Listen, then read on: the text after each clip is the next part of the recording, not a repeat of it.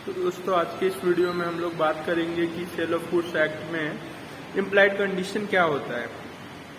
तो दोस्तों basically implied condition का मतलब होता है कि बिना बताए जो कंडीशन हो जाता है या फिर जिसके लिए बिना बताए भी अपना सेल ऑफ गुड्स में माना जाता है कि ये कंडीशन है, उसे इम्प्लाइड कंडीशन कहते हैं। इम्प्लाइड कंडीशन बहुत ही तरीकों से होते हैं। सेक्शन 14 के अनुसार कंडीशन एज टू टाइटल होना चाहिए। इसका मतलब होता है कि टाइटल होना चाहिए सेलर के पास गुड्स सेल करने का, ओनरशिप होना ही चाहिए। सेलर दूसरा गुड्स नहीं दे सकता बायर को, और एग्रीमेंट टू सेल में सेलर के पास ओनरशिप तब होना चाहिए जब वो ट्रांसफर करता है गुड्स को। उदाहरण के लिए ए ने बी को गुड्स बेचा, लेकिन ए ने चोरी करके एक्स का गुड्स बी को बेचा। अगर एक्स बाद में बी से गुड्स ले लेता है तो बी लायबल है और बी मांग सकता है सेलर से अपना गुड्स और क्लेम कर सकता है। दूसरा, कंडीशन एज टू डिस्क्रिप्शन।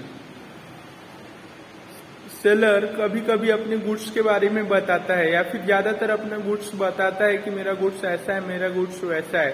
तो सेल के टाइम पे जो भी गुड्स की क्वालिटी बताई रहती है वो उससे मैच करना चाहिए। अगर मैच नहीं करता है तो बायर लायबल है और सेलर लायबल है कि वो गुड्स दे दे, गुड्स पैसा रिफंड करे। तीसरा आता है कंडीशन एज टू सैंपल। अगर सेलर ने गुड्स का कुछ सैंपल दिया है बल्क क्वांटिटी के लिए तो सैंपल से मिलना चाहिए और बायर को पूर्ण तरह से यह छूट देना चाहिए और टाइम देना चाहिए कि तुम अपना गुड्स देखो कि क्या उसमें खराबी है और क्या उस डिस्क्रिप्शन से उस सैंपल से मैच करता है या नहीं। अगला है condition as to sample and warranty. Condition as to sample and description. अगर सेलर ने सैंपल भी दिखाया है और डिस्क्रिप्शन भी बताया है तो दोनों से मैच होना चाहिए। तीसरा, कंडीशन एज टू क्वालिटी और buyer's specific purpose. There is a condition that if the goods are specified, then seller is liable to give specific purpose and consider that purpose, and goods should be matched with that particular purpose. अगर buyer ने specific purpose नहीं बताया है तो ये implied condition नहीं है कि वो स्पेसिफिक पर्पस कंप्लीट होना चाहिए। लेकिन हाँ, अगर उसने बताया है तो उसका कंप्लीट होना ही चाहिए, नहीं तो सेलर की जिम्मेदारी ठहराई जाएगी। अगर बायर ने खुद ही नेग्लिजेंटली गुड्स को लिया है तो फिर बायर की गलती है।